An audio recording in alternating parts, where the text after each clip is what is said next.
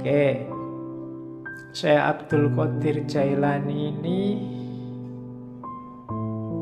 sebenarnya hobinya memang ilmu dan suluk. Cuma karena mengikuti sunnah Rasul ya beliau nikah juga. Nikahnya umur 51 tahun. Ya. Cuma nikah umur 51, nanti beliau meninggalnya umur 90. Nikah umur 51, istrinya langsung 4. Iyalah, lo kan levelnya wali mesti banyak yang mau lah. Nikahnya 4 dan nanti beliau punya anak 49. 20 laki-laki dan sisanya perempuan. Ya tinggal kamu hitunglah rata-rata berapa satu istri. Oke, berarti kan produktif kan? Ilmunya produktif, tasawufnya produktif. Ya. Dan hampir semua putra-putrinya jadi orang-orang besar di dunia tasawuf. Beberapa kemarin keturunan ke-19 atau 17 itu diundang ke Indonesia. Yang saya ingat belakangan di waktu harlahnya Muslimat, itu keturunan Syekh Abdul Qadir Jailani keberapa. Terus beberapa tahun sebelumnya juga ada. Banyak yang memang jadi orang besar. Makanya kiai-kiai kalau di Jawa itu banyak yang istrinya lebih dari satu. Logikanya apa? Orang-orang ini kan dianggap orang-orang berkualitas. Nah, orang-orang berkualitas ini diharapkan melahirkan generasi yang berkualitas juga. Maka jangan sampai anaknya cuma sedikit, eman-eman. Bahasanya orang Jawa kan, yang bisa melahirkan macan kan hanya macan. Nah, orang-orang ini logikanya kayak macan. Jadi biar lahir banyak macan, anaknya harus banyak.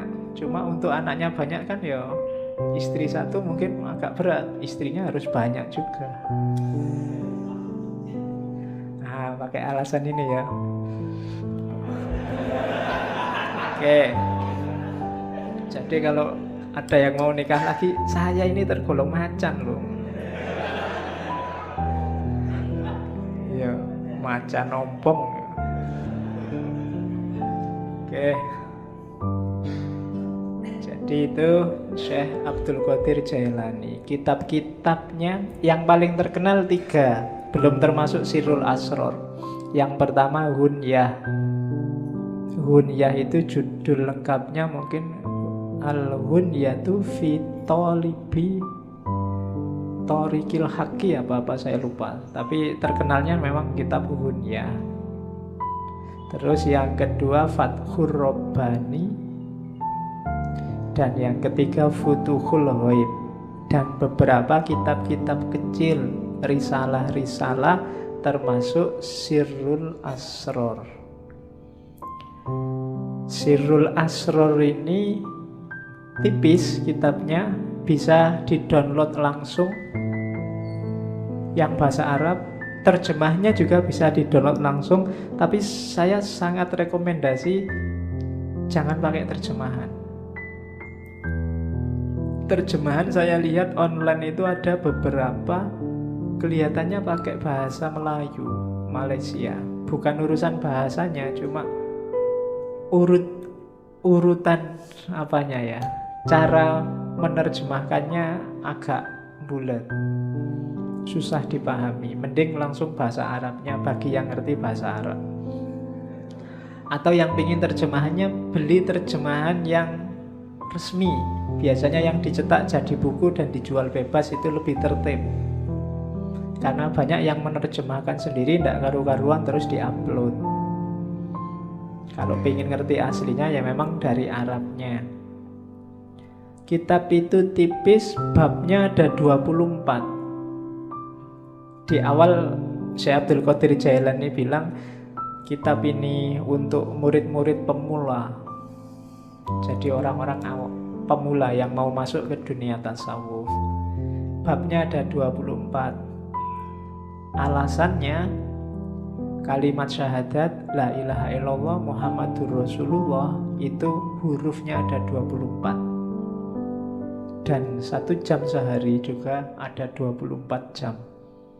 Jadi saya akan nulis 24 bab dalam kitab yang nanti diberi judul Sirrul Asror. Ya malam ini kita cuplik beberapa, tidak semua ya. Kalau semuanya nggak mungkin. Saya ambil beberapa sesuai tema kita tentang ibadah. Jadi yang nanti hampir semua penjelasannya tentang ibadah nanti double 2. Ada ibadah lahir, ada ibadah batin. Ini terjemahan saya. Kalau di naskah aslinya ada ibadah syariah, ada ibadah thariqah. Dan saya tidak akan jelaskan yang ibadah syariah, kalian pasti sudah ngerti semua. Kita fokus ke yang ibadah batinnya, meskipun dua-duanya saling terkait. Nanti kita lihat dasar-dasarnya, kemudian kita lihat praksis ibadahnya. Oke, bismillah, dimulai. Saya potong yang bagian awal ya. Tidak apa-apa, sekali-sekali pakai bahasa Arab biar kayak ngaji beneran.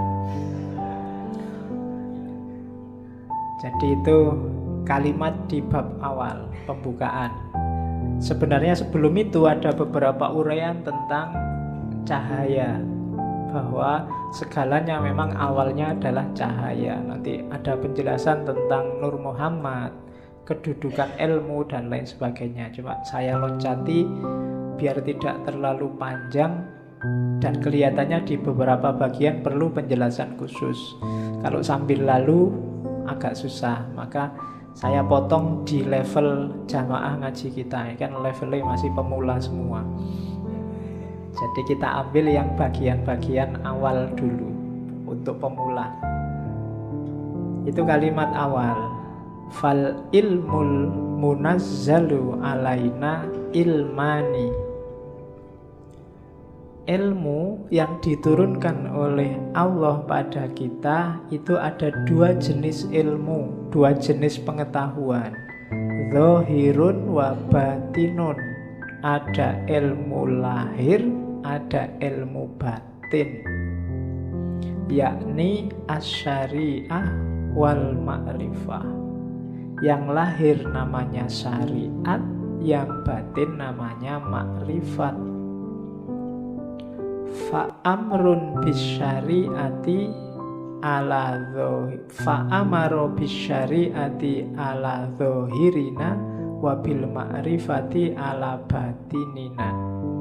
Maka Allah memerintahkan untuk melaksanakan syariat terhadap lahiriah kita, jasmaniah kita, wabil ma'rifah ala batinina, dan memerintahkan untuk makrifat pada batin kita. Liantaja min ijtima'ihima ilmul haqiqah, supaya lahir dari persatuan syariat dan makrifat, yaitu ilmul haqiqah, pengetahuan tentang hakikat. Jadi ilmu itu 2, syariat dan makrifat, ilmu lahir dan ilmu batin. Yang syariah diperintahkan untuk lahir, yang makrifat diperintahkan untuk batin. Dua-duanya harus jalan. Jadi kalau ada orang bilang tasawuf itu anti syariat, berarti belum banyak membaca buku-buku tasawuf. Hampir semua sufi bilang makom itu, level dan suluk itu dimulai dari syariat. Cuma jangan berhenti di syariat. Syariat cuma lahirnya, butuh batinnya. Beliau menyebutnya makrifat. Jadi nanti kita lihat contohnya banyak nanti, bagaimana lahir sama batin. Hidup kita kan juga begitu. Lahirnya ini ngaji, Cuma kalau batinnya nggak beres, ngajimu nggak ada nilainya. Ngaji cuma pingin nonton santri yang putri-putri misalnya, nah, itu kan nggak dapet apa-apa. Mumpung kelihatannya sekarang banyak putrinya berangkat, itu beda kan, hasilnya beda. Kalau batinnya nggak beres, lahirnya juga nggak bernilai. Tiap hari apel nganter, tapi di dalamnya nggak ada rasa apa-apa. Itu kan nggak ada nilainya nganternya sama apelnya. Wong nggak ada senengnya itu. Awalnya kan batin dulu, baru ada manifestasi lahirnya. Apapun itu, kuliah, apalagi kerja, apalagi bahkan makan. Ini kan aspek-aspek lahiriah. Batinnya harus beres. Kuliahmu itu cari ilmu apa cari ijazah apa cari gelar? Makan itu biar kenyang apa biar hidup apa biar besar apa biar... Itu kan batinnya. Segalanya pasti ada lahirnya, ada batinnya. Dua-duanya harus beres. Batin juga enggak ada apa-apanya. Pak, saya ikhlas Pak ngaji itu Pak, tapi nggak pernah ngaji, ya podo wae. Kan? Atau ngaji tapi niatnya tidak ikhlas, sama aja. Jadi harus gabung. Pak, saya kuliah itu tidak ngejar ijazah Pak, saya tidak ngejar gelar, pokoknya saya nyari ilmu aja. Makanya saya sampai semester 14 nggak lulus-lulus. Wong memang nggak pernah masuk, nggak pernah datang ke kampus. Jadi podo wae, lahirnya nggak beres. Dua-duanya harus beres. Kalau dua-duanya harus beres, akan ketemu namanya ilmul hakikoh, kebenaran yang sejati, hakiki. Oh, ini toh hakikatnya, itu loh. Kita melakukan banyak sekali religious service, cuma kita nggak pernah ada O-nya. Oh, sholat itu berarti rahasianya ini toh. Oh, puasa itu berarti ini yang dimaksud oleh Allah. Oh, zakat itu. Kalimat O ini menunjukkan kamu sudah menemukan hakikat. Jadi intinya ini ternyata yang tiap hari saya lakukan itu. Itu bisa ketemu kalau gabung antara lahir dan batin, syariat dan hakikat. Itu kan di surat Ar-Rahman disebut terusannya marojal bahroini yaltaqiyan bainahuma barzakhul la yabghiyan. Jadi dua laut yang dibiarkan oleh Allah mengalir kemudian bertemu. Dua laut itu tafsirannya Syekh Abdul Qadir Jailani ya syariat dan makrifat. Ketika yaltaqiyan melahirkan hakikat. Bainahuma barzakhul, tapi la yabghiyan. Di antara keduanya ada batasnya, ada bedanya, tapi la yabghiyan, tidak saling menafikan, tidak saling menghoibkan. Dua-duanya penting, saling butuh. Wa illa famujarrodu ilmi dzahir la tahsulul haqiqah. Kalau tidak ada makrifat, tidak ada batin, maka ilmu lahir saja tidak akan bisa menemukan hakikat. Wala yasilu ilal maksud, dan tidak akan ketemu maksudnya. Wal ibadatu, dan ibadah itu, wal ibadatu al-kamilatu yang sempurna, bihima, berdasarkan keduanya, la biwahidihima, tidak karena salah satunya. Jadi harus ada dua-duanya.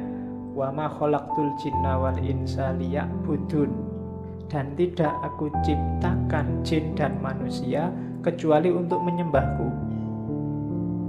Tafsirnya Syekh Abdul Qadir Jailani liya'buduna itu sekaligus liya'rifuni, supaya kenal aku, supaya makrifat.